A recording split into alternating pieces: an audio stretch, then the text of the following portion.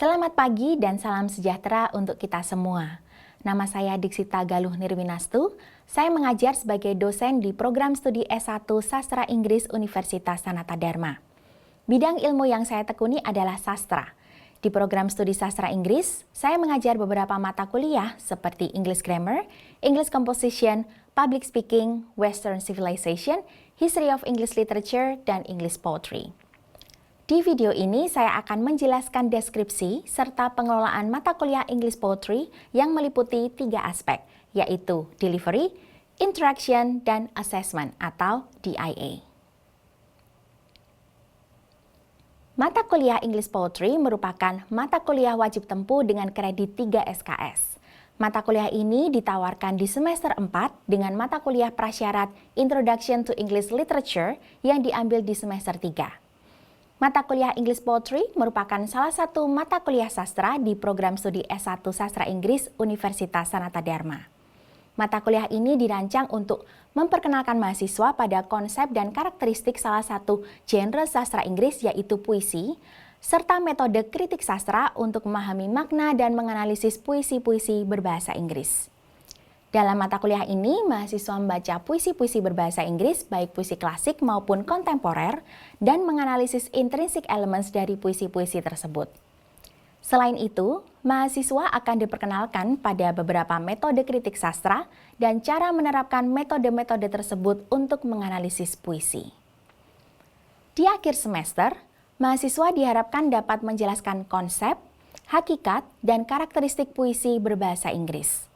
Selain itu, mahasiswa juga diharapkan untuk mampu menerapkan metode-metode kritik sastra yang diperkenalkan di mata kuliah ini, yaitu New Criticism, Biographical Criticism, serta Semiotic Criticism untuk menganalisis dan menginterpretasi makna puisi. Mahasiswa juga diharapkan dapat menunjukkan ketelitian dalam menganalisis puisi, menghormati pendapat orang lain, dan membangun sikap positif dalam berkomunikasi. Termasuk di dalamnya adalah menghargai perbedaan budaya dan bahasa, serta berkolaborasi dalam meningkatkan ketajaman analisis sastra satu sama lain. Mata kuliah English Poetry dirancang untuk meningkatkan kreativitas dan kepercayaan diri mahasiswa dengan analisis sastra yang mereka lakukan. Tidak ada kebenaran mutlak dalam menginterpretasikan karya sastra, sehingga mahasiswa didorong untuk berpikir kritis dan analitis di dalam memahami karya dan menyusun interpretasi mereka akan suatu karya. Topik-topik mata kuliah English Poetry dirancang untuk ditempuh dalam 16 pekan, termasuk 3 kali kuis dan 2 kali ujian. Materi pembelajaran meliputi beberapa topik, yaitu konsep dan karakteristik puisi serta intrinsic elements dalam puisi yang dibahas dalam pertemuan 1-5, yang meliputi materi mengenai konsep dasar puisi, karakteristik puisi, intrinsic elements dalam puisi seperti form, speaker, diction, imagery, figurative language, allusion, musical devices, dan tone, serta bagaimana intrinsic elements tersebut membentuk makna suatu puisi. 4 pertemuan selanjutnya membahas metode kritik sastra, khususnya New Criticism, Biographical Criticism, dan Semiotic Criticism. Dalam 4 pertemuan ini, dasar-dasar teori mengenai ketiga metode kritik sastra tersebut akan dibahas, disertai dengan contoh-contoh aplikasi metode kritik sastra di suatu puisi. Yang terakhir adalah praktek penerapan metode kritik sastra dalam beberapa puisi berbahasa Inggris yang akan dilakukan di 5 pertemuan terakhir. Beberapa buku referensi yang digunakan adalah buku dari Arp and Johnson, Bernard Burto and Kane, Peter Berry, Charles Pressler, Guerin et al., Rivater, Tyson, dan Wainwright. Selain itu, beberapa artikel jurnal juga digunakan untuk memberi gambaran interpretasi karya dalam bentuk naskah akademis. Sistem pembelajaran dan mode perkuliahan yang saya gunakan dalam mengampu mata kuliah ini adalah pembelajaran tatap muka. Mata kuliah English Poetry juga telah memanfaatkan Learning Management System atau LMS yang dimiliki oleh Universitas Sanata Dharma, yaitu belajar.usd.ac.id, serta memaksimalkan penggunaan teknologi dalam mendorong kegiatan perkuliahan yang lebih berkualitas dan menarik. Kuliah English Poetry disampaikan dalam beberapa metode yang bervariasi, seperti ceramah dan dialog interaktif yang memperkuat critical thinking mahasiswa, diskusi dalam kelompok kecil dan kelompok besar di dalam kelas, serta presentasi kelompok yang digunakan sebagai media untuk menyampaikan interpretasi para mahasiswa akan puisi yang dianalisis. Selain itu, saat mahasiswa mempersiapkan presentasi yang berisi analisis puisi menggunakan metode kritik sastra, terdapat sesi konsultasi bersama dosen sebagai ruang diskusi yang lebih intensif. Sistem penilaian dalam mata kuliah English Poetry meliputi latihan, summary, dan kuis untuk sub CPMK 1-2 yang berbobot 30%, kemudian presentasi kelompok untuk sub CPMK 3 yang berbobot 20%, midterm test 20%, serta final test yang berbobot 30%. Midterm test dilakukan dengan tes tertulis di kelas atau di LMS disesuaikan dengan dinamika di kelas, sedangkan final test dikerjakan dalam bentuk final paper yang dikerjakan secara individu. Berikut adalah rubrik penilaian yang saya gunakan untuk menilai tugas dan ujian di mata kuliah ini. Salah satu materi dalam mata kuliah English Poetry adalah figurative language yang merupakan salah satu intrinsic elements dalam puisi. Setelah ini, kita akan menyimak rekaman dinamika perkuliahan mengenai topik ini, khususnya simile dan metafor yang telah saya siapkan. Selamat menyaksikan. Okay, good morning everyone. Good morning. Good morning. Okay, how are you today? Good. Good. All right. So I'm so glad if you are feeling good and you're also healthy. Yeah. So I think first that's the greatest blessing in our life. Now, today we are going to continue our discussion on the intrinsic elements of poetry. Yeah. In the previous meeting, we discussed one intrinsic element which is called as the imagery. Yeah. Anybody still remembers what imagery is? Yes, Alin. Imagery is when a writer uses certain techniques to help the reader imagine, visualize something inside their heads. Really, it appeals to like the reader's five senses, such as sight, hearing, smell, touch, and taste. Okay. Yeah, from what I remember, it's Okay, very good, excellent, yeah, Alin. Right. So imagery is the images created by the use of language and also some techniques, yeah. And those imageries help the readers to actually, have the images inside their mind or a kind of mental images that appeal to our senses, yeah. So it's as if we can see something in real life, or we can also touch, we can taste, we can smell, yeah. Those are, the depictions, yeah, the vivid images that are created by imageries. Now, today we are going to discuss further about the intrinsic element, particularly simile and metaphor. Now, simile and metaphor are actually two devices that can be also used to enhance the vivid images or portrayal of particular things inside a literary work. Yeah. So here are the objectives for today's meeting. So the first one, you are expected to be able to define and also distinguish simile from metaphor. And the second one, you are able to identify both devices in poem excerpts. And the last one, you are also expected to be able to analyze the effects of the use of simile and metaphor on the meaning of a poem. Yeah. So now let us start with the definitions of simile and metaphor. So I'm sure you've already been familiar with these two terms, yeah, because you have already taken your introduction to English literature class. So what is simile and what is metaphor? Anybody still remembers? And would like to share what they still remember about simile and metaphor?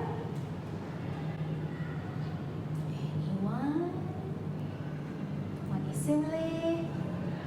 What is metaphor? Yes, Wisnu? I think metaphor is for describe or something that's similar with another, and simile is for comparing one to another. Very good, right? So basically, both simile and also metaphor are used to compare two things, yeah, that are essentially unlike, yeah, but the comparison is, makes sense in that way because they both share similarities. Yeah. So, the use of simile and metaphors can enhance the description of something and also give emphasis by creating vivid images. In addition, they are also able to communicate messages effectively by comparing a vaguer matter to a more familiar one. Yeah? For example, when we are saying that your smile is as sweet as ice cream, then can you imagine how sweet your smile is? Yes, very sweet, yeah, just like the taste of an ice cream. Okay, so that is how simile and also metaphor are able to communicate messages by comparing something that is fake, the sweetness, yeah, by using familiar matter, which is ice cream. Okay, so let's jump into it. So, simile and metaphor, they both have two things being compared, yeah, tenor and also vehicle. Tenor refers to the thing, concept, or person that is described, while vehicle is the thing or figure used to describe it. Yeah? Now, simile draws resemblance with the help of words, such as like, as, then, similar to, resembles, or seems. Let's see the example. Life is like a box of chocolate. Yeah? So, what things are being compared in this simile? Life and a box of chocolate. Now, which one is the tenor and which one is the vehicle? Life is the tenor and then the vehicle is the box of chocolate, right? And in what ways are life and a box of chocolate similar to each other? Uncertainty, okay, right? Okay, variety of taste inside a box of chocolate. Yeah, sometimes you can have bitter one, sweet. Yeah, some are bittersweet, some are really sweet. Yeah, just like our life. Yeah, full of happiness and sadness. Yeah, at the same time. Very good, right? Now, the next one is metaphor. Metaphor, however, makes a more implicit or implied or hidden comparison. Yeah? It asserts the identity of one thing to another without any connectives or verbs. Let's see the example. Here, life is a marathon. Yeah? Okay. What are being compared here? Life and marathon, right? Which one is the tenor? Life, and then the marathon is the vehicle, right? So how is life similar to a marathon? Tiring. Why tiring? Okay, it takes a lot of efforts, right? What else? Competition. Can you explain more? Like competition with other people, like in the same life. Good, right? So sometimes we feel also the competition, yeah, with other people who want to also reach their goal. Yeah, good. So sometimes life is a marathon. It feels, tiring, exhausting, probably, yeah, because we have to do a lot of efforts, and then there is a possible competition as well in life, just like what happens in a marathon. Good, right? So up to this point, any comments or questions? No? Okay, so now let's go to the first practice. Now, in the first practice, I will provide several statements, and then you will need to identify whether this statement is a simile or a metaphor. Yeah?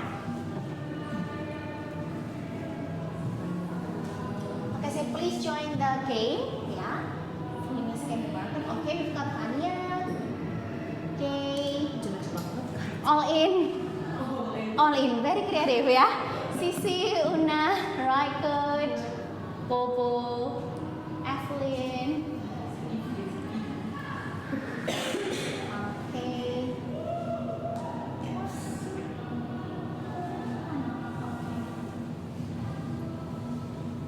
Has everybody joined the game?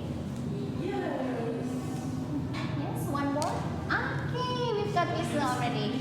Good, Miss and you, yeah, right. So let's start the game.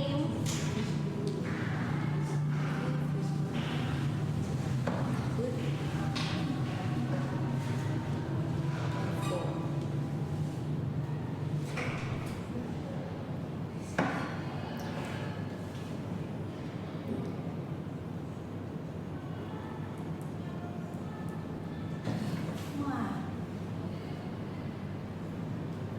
Okay. Next. Time is a tick. Time is a pair. Wow. Very quick. Wow. Very smart students. Yeah, I have here. Good. Life is like a roller coaster.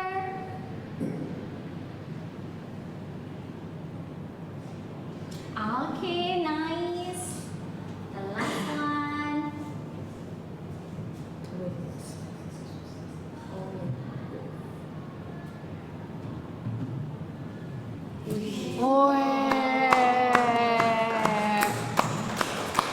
Wow. I'm sure that you have studied really hard, yeah, for this subject. I'm so proud of you, yeah. Right. So now let's see this one. So now let's discuss the sentence one by one. So the first one, the stars are like diamonds in the sky. Is it a simile or a metaphor? Simile, right? How do you know that this is a simile? There's like over here, good. And what things are being compared? Stars and diamonds, right? In what way are these two things similar? Shining, shimmering, splendid. Okay. The next one, time is a thief. Is it a simile or a metaphor? Definitely a metaphor. Right. What is the tenor? Time, and the vehicle is the thief. Good. And how are these two things similar?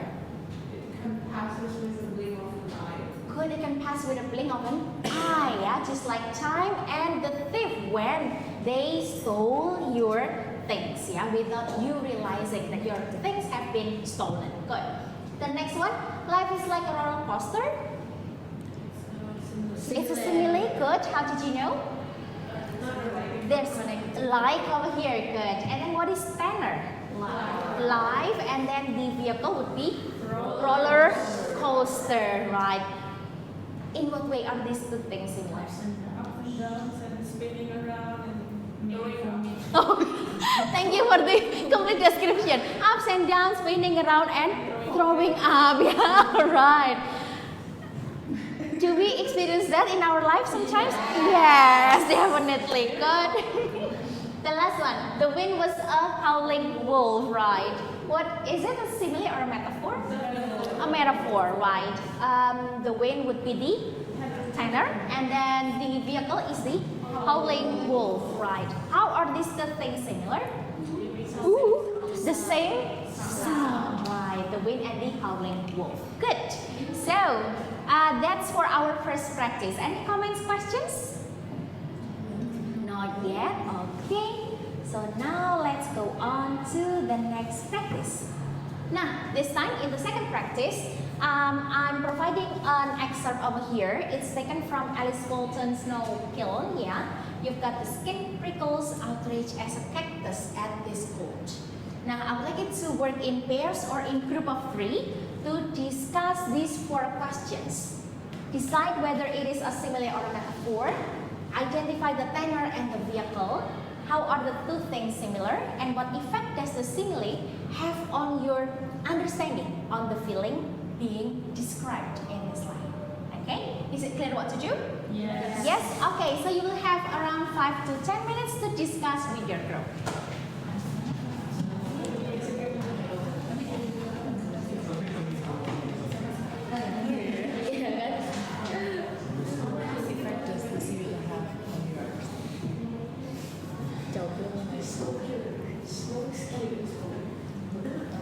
Okay. Right, so are you done, everyone? Yes, okay, so it means that we're ready to discuss these 4 questions. Now, I'd like to invite the groups to share the result of their discussion. Whoa, somebody is really excited to answer. Okay, I think we are going to start from this group then. Yes, please. Okay, Mhm. so maybe Bobo would like to answer. Oh, Bobo would like to answer. Share, Bobo, please. So the first question is decide whether it is singular or metaphor. Mhm. So based on our discussion, Yes. obviously, it is singular. Right.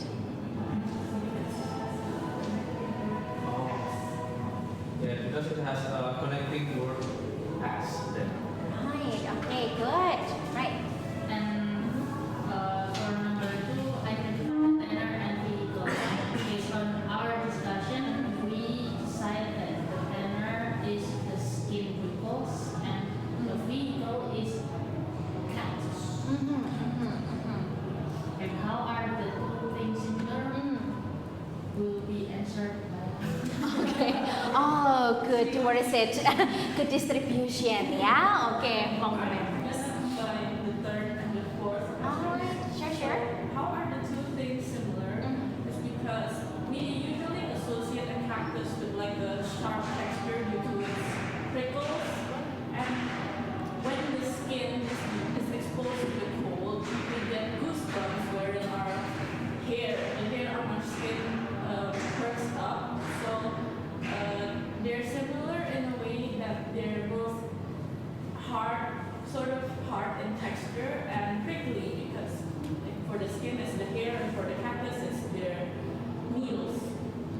Next, what effect does the simile have on your understanding of the feeling being described? So because the skin is being compared to a cactus, we get a more vivid imagery of the extent of the skin's reaction to the cold. It's very prickly and hard as a cactus would be. So it enhances our imagery of the skin. Very good. Thank you so much, this group, yeah, for the comprehensive answer. Good. Another group would like to add something. Would like to share? Yes, please, Gab. I think for number 1, 2, 3, Uh-huh. we have similar conclusion. Okay. However, number 4, in my opinion, in our opinions, I think the cold here, the line, give us the image of a dude or some guy or some people freezing. You can imagine Jogja is very cold right now, Lorena, right? Yeah, you can, if you drive below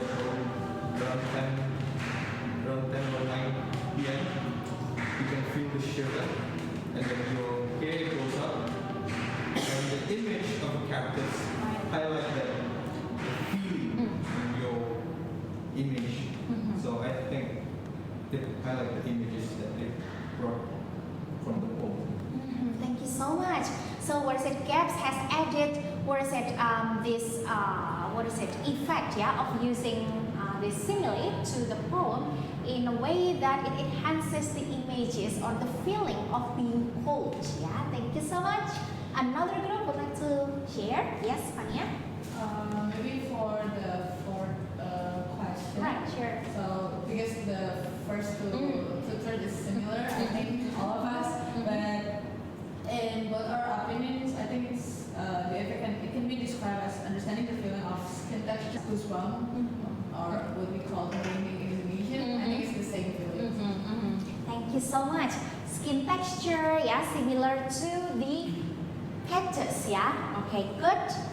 Maybe do you want to say something? Yes. Maybe I'm just going to clarify or summarize. Right. Good. Probably when we are comparing two things, it will help us to understand and we can imagine what is really happening. Just like Gab said, that we can imagine if someone is really feel cold like Jogja these days, and we can imagine that it is as similar as a cactus in the middle of the desert. So I think the use of simile or metaphor can help us, the readers, to imagining things. Thank you so much. Wow. So I think what is it, the result of your discussion that you have just shared, what is it, have completed, yeah, one another. Thank you so much, very wonderful discussion. So I think we've all agreed upon the first until the third points over here, that this is definitely a simile, yeah, because of the use of the word as over here, and then the tone and the tenor will be the skin, while the vehicle is the cactus, right? And then the two things share similarity in a way that, what is it, I think I highlighted the skin texture, yeah, the hair over here, perhaps just like the cactus, yeah, in the what is it, in the desert, yeah, right. So they are similar in a way that they share the same texture of it, yeah. And then what effect does the simile have on your understanding of the feeling being described? I think what I can conclude from your discussion is that first, it can give us like a vivid images of how our skin would react or would respond to very cold weather, yeah, by having particular goosebumps or the hair or person all perking up, yeah, just like the cactus that we often see. And the second one, it also helps to amplify the discomfort feeling that we have on our skin during the very cold weather, yeah, by having such kind of very clear portrayal of the reaction of the skin, yeah, good. Right, so what is it? Any comments or questions up to this point? No? Everything is good? Yes. Yes? Alright, so now we've come to the end of our meeting, yeah? Anybody would like to conclude what you have learned in today's meeting? Yes, Abel? Well, basically, simile and metaphors are two language features that give the comparison between one thing to another thing. Okay, thank you so much. Two things, yeah? Yes. Good, and then another? Would like to add something? Yes, Alin? Both can be used to enhance the imagery of something.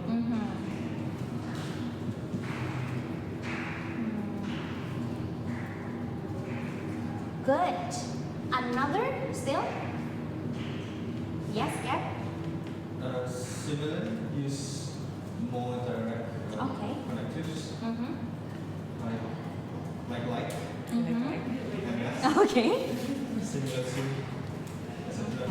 But metaphor is they use last ability of delivering the comparison in whole. Okay, good. Alright. Excellent. Right, so thank you so much. So here are the conclusions for today's meeting, yeah? These have been very comprehensive, covering that simile and metaphor are two features to compare two things. However, they are a bit different in a way that simile is more direct, while metaphor is more hidden, yeah? Good. Now, so I think that's all for today. Next week, we are going to discuss further about metaphor and the types of metaphor, yeah? Give me one simile to end today's class. Anyone to describe today? Life is not as smooth as a feather. Thank you so much, yeah? Thank you so much. I'll see you next week. Bye-bye. Demikianlah gambaran perkuliahan mata kuliah English Poetry. Semoga bermanfaat dan dapat menginspirasi. Terima kasih dan sampai jumpa. Salam sejahtera bagi kita semua. Semoga Tuhan memberkati kita.